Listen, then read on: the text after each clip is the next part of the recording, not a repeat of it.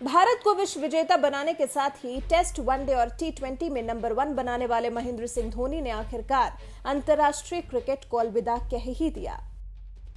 साल 2019 के world cup के बाद से ही धोनी ने क्रिकेट से दूरी बना ली और अब अंतर्राष्ट्रीय क्रिकेट से संन्यास ले लिया।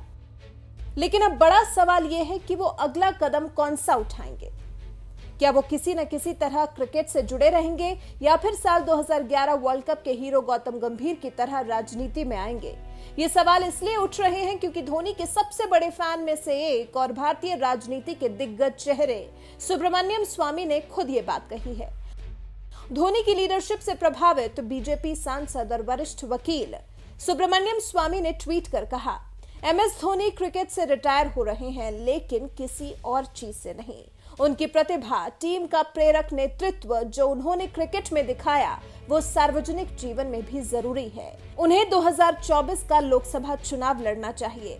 बीजेपी नेता स्वामी ने धोनी को साल 2024 का चुनाव लड़ने की सलाह दी है, जो अभी काफी दूर है। लेकिन इससे पहले साल 2018 में उनके राजनीति में जाने की अटकलें लगी थीं, जब तत्कालीन बीजेपी अध्यक्ष अमित शाह ने पार्टी के संपर्क फॉर समर्थन अभियान के तहत धोनी से मुलाकात की थी। इस दौरान उन्होंने धोनी को मोदी सरकार की उपलब्धियों के बारे में भी बताया था। हालांकि ये महज पार्टी के चुनावी अभियान का हिस्सा था।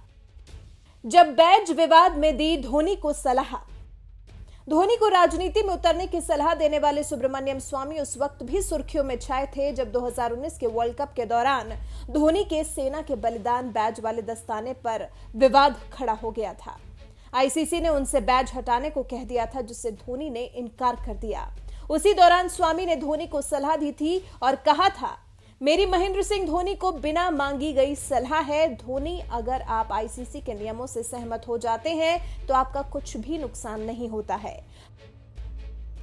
हालांकि ये मायने नहीं रखता है कि ये कितना अनुचित है। इस विवाद को खत्म करो, इसका आपके क्रिकेट से कोई लेना देना नहीं है। इस विवाद को भारत विरोधी ताकतें तूल देना चाहती हैं।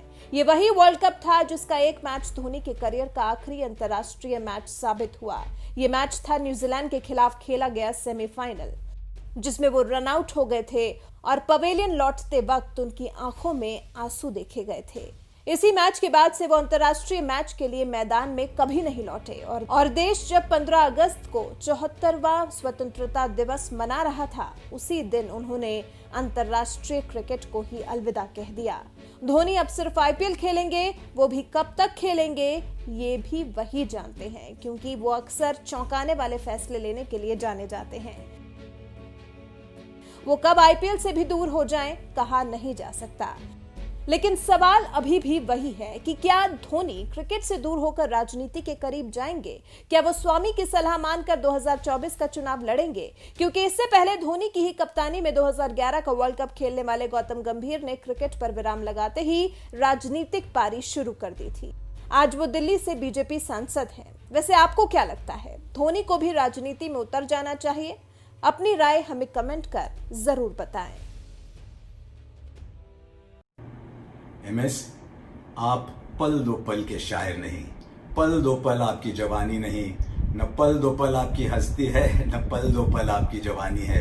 आप पल दो पल के शायर नहीं, आप भी उस पल का हिस्सा थे, आप भी इस पल का हिस्सा है। मशरूफ जमाना आपके लिए अपना वक्त सजाएगा। आप पल दो पल के शायर नहीं, पल दो पल आपकी कहानी नहीं, न पल दो पल आपकी हस्ती है, न पल दो पल आपकी जवानी है।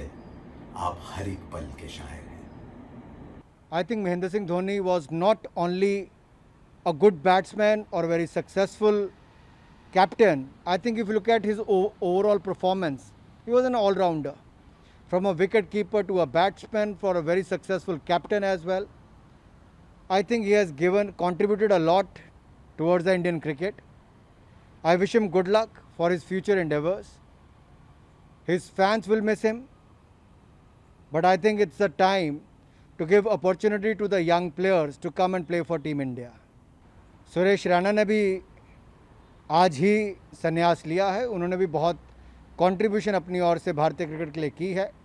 तो महेंद्र सिंह धोनी और सुरेश रैना दोनों को ही संन्यास लेने पर, और क्रिकेट से संन्यास लिया हो सकता है अंतर्राष्ट्रीय क्रिकेट से, लेकिन भविष्य में वो कुछ भी करना चाहें उसके लिए मेरी ओर से बहुत सारी शुभकामनाएं। झारखंड के सीएम श्री हेमंत सोरेन ने बीसीसीआई से अपील किया है कि महेंद्र सिंह धोनी का एक फेयरवेल मैच रांची में करवाया जाए, इस पे आपका क्या? बहुत ही अच्छा उनका जो सोच है बहुत ही अच्छा है और एक बार फिर इस तरह से हम उनको बधाई देना चाहेंगे माननीय मुख्यमंत्री हेमंत सोरेन जी को। और मैं ये भी कहना चाहूँगा कि अभी वो राज्य के मुखिया तो हैं ही हैं और खेल मंत्री भी हैं, तो जिनके कारण ये जो डिसीजन है उनका बहुत ही सराहनीय प्रयास है। और मैं चाहूँगा बीसीसीआई भी इस पर अमल करे और रांची में जेसीए इंटरनेशनल क्रिकेट स्टेडियम में एक मैच हो जिसमें एक बार फिर रांची को या झारखंड के लोगों को धोनी को उत्साह बढ़े। और मैं एक बार इसके अतिरिक्त एक बधाई देना चाहूँगा कि पहली बार राज्य के मुखिया और खेल मंत्री श्री हेमंत सोरेन जी राज्य में खेल नीति लागू करने जा रहे हैं, उनके लिए वो बधाई के पात्र हैं।